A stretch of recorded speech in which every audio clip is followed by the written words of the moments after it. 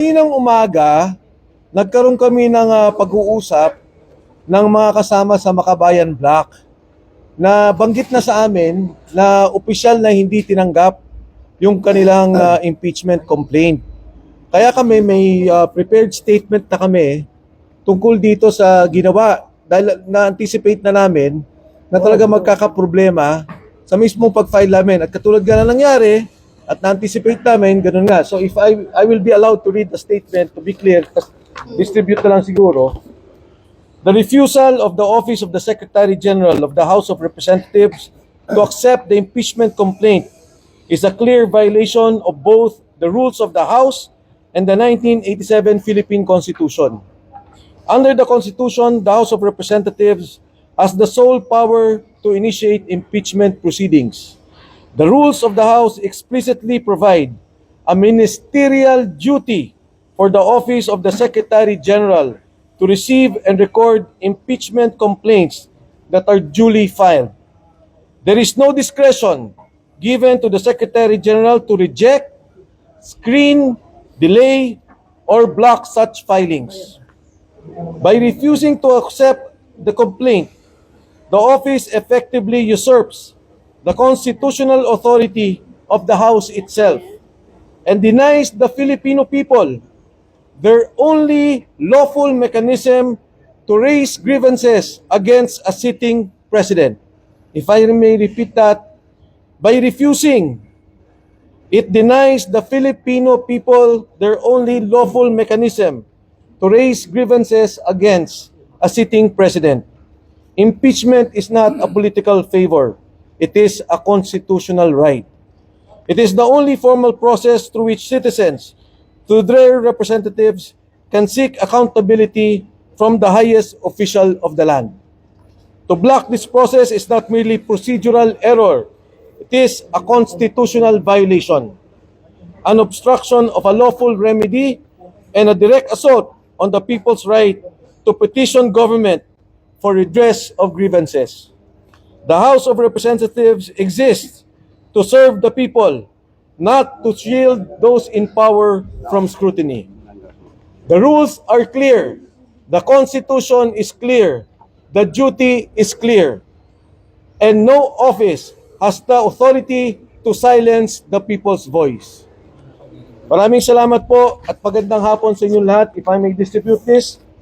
Meron ako idadagdag, sandali lang, dadagdag ko lang. Yung impeachment complaint is actually a people's complaint. Yun lang. So, hindi kailangang pigilan ang reklamo ng taong bayan. It's a people's complaint. It's a constitutional process na nasa constitution natin na pinoprovide para sa ating lahat. So, ako naman, wala na akong idadagdag. Okay na yun. Anong masasabi niyo hindi tinanggap yung impeachment complaint? Sino? Hindi tinanggap. Yun nga, sa hindi pagtanggap nila, it is not only a violation of the rules, but of course of the Constitution. At ang mas mahalaga, ito lang kasi ang paraan ng taong bayan na magreklamo sa nakaupong Pangulo. Hindi ka pwedeng mag-file sa ombudsman. Hindi ka pwedeng mag-file sa korte. Sa ginawa nilang to, parang tinatanggal nila yung karapatan ng taong bayan na magkaroon ng maayos, legal na pagreklamo doon sa nakikitang problema sa nakaupong presidente. Bakit ginawa nyo rin ba yung ginawa ng Makabayan kanina na nag-iwan kayo ng kopya ng complaint sa Office of the Secretary? Hindi. Hindi, nag-iwan kami. Nag-iwan ba tayo? Wait, ako lang. Okay. Nag-iwan kami, pero hindi nila tinanggap. We attempted, and we have recorded every possible conversation we had with... So, a copy of your complaint is not inside the Office of the Secretary? Hindi nila tinanggap. Sir, what are the grounds for impeachment and for what?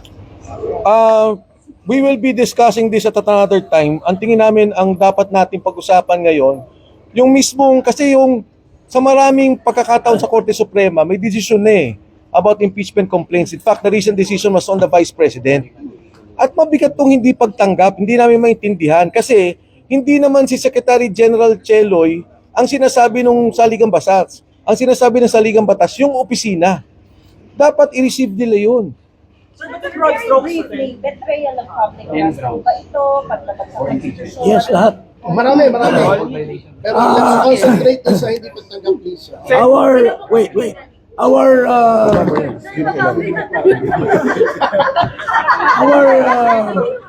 Parang kakanta. ano kasi ako pause eh.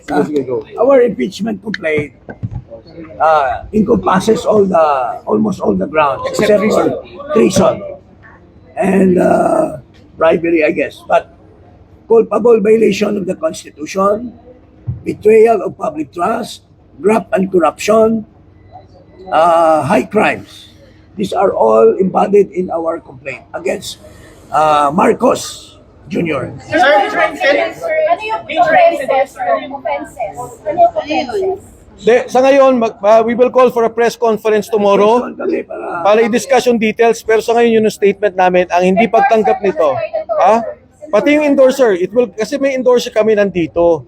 Pero siyempre, tatlo. Siyempre, nung nakita namin, nung na-inform kami na Makabayan Black, and may mga kasama tayo sa Committee on Rules, dun sa nangyari, medyo nagulat na kami. In fact, nakita nyo naman, mali-malita yung dala namin. Pero kung ganito yung mangyari, napakapangit naman. Hindi maganda. Sigurado kami, yung first impeachment complaint is a scam complaint. At yung Makabayan Black, genuine complaint yun. Sinusuportahan din namin yun. Yung complaint namin is a genuine complaint, full of evidences, dapat tinanggap ng Kongreso. Sir, babalik pa kayo dito sa Monday? Hindi. Babalik pa kayo sa Monday? Hindi kami babalik. More or less 3. Ayaw ni Jing ako mag-conclude. Pero pag-isipan pa namin. Pero as of now, dapat it should have been accepted, period. Sir, more or less tatlo, are they reluctant endorsers? No, they're not. No, they're not. Ilan ang complainants at sino-sino? For the record. Ang mga complainants... Can I read the complainants? Yes, please. Okay.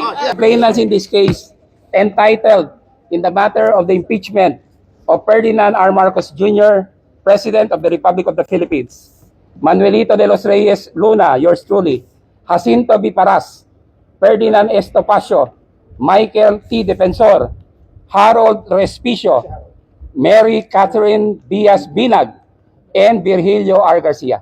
Is it fair to David call Simpson. supporters of the Vice President? Is it What fair is- to call supporters of the Vice President? We are not supporters of the President.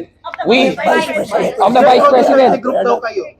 We are not supporters of the President, but we respect the office of the Vice President because he's the elected official of the land, second highest official of the land. Pero, We are citizens of the Philippines and we are exercising our constitutional duty to file this impeachment to question the betrayal of public trust, culpable violation of the Constitution, and graft and corruption and other high crimes of the incumbent President of the Republic of the Philippines, President Ferdinand R. Marcos Jr. Pero is it right to say na kayo po ay pro-Duterte group na nag-file? irrelevant yan eh. No, no, Because no. this is not, ano. Saan ka? Saan ka? Pro-Philippines? Pro-people? No, I just like Yeah, to that's why I'm reiterate na Can I- Right. Bukas naman Can I just answer that? Irrelevant at ano. This is a people's complaint. This is a people's complaint. Walang sala yan. Wala. This is a complaint of the people of the Republic of the Philippines. Sir, yung posibleng offense, sir. Excuse us. Sorry. Tomorrow, we will have a That's all. press con. Kita pa. Okay. Actually, this is the same color of ribbon that we wore during the successful impeachment of then COMELEC Chairman Andres Bautista Jr. Impeach to eh. Impeach. Yun lang. Lalang. Manny, one picture tayo. Sorry. One picture na lang. Ayaw pa nila until received, syempre. Kati, one play ko. Nandyan, dun sa, ano. I-amend po ba? Mare. No, governor is part of the impeachment of the complainant. Si Atty. Respicio. Ay, si Harold, pumunta ka muna. Mamaya ka na mag-live kasi. Is the complaint related to the infra budget? All the budget. The entire budget. Bukas. All the violations. Bukas na po. Bukas talaga, promise. Para lang Sir, budget is Hindi, lahat lang. 2023 JA, 2024 JA, and 2025 JA. Included. Yung endorsers, haharap din po sa press con yung endorsers. We don't know. We'll see po. Paki-forward yung complaint. Attorney, right Secret. Dapat sila, hinaharas sila eh. Nakaras sila? Upon the request, we have to respect their wishes. So is the arrest of former president? Thank you everyone. Salamat. Bukas Paki-forward na, bukas na. complaint. No, nagka-complaint ka ganun. Okay. Hawak na kayo. Okay, thank you, Eden. See you tomorrow. Yung complaint, kompleto lang po I-announce ba natin yung panahon kung saan? Oh, lunch tomorrow, Max. Ikaw na. Press conference, Max Restaurant sa Circle. What time po? Anong gusto mo yung oras? 11. O, lunch Parang time, mabot 12 sa time. o'clock. 12 o'clock. 10:30. Dahil 11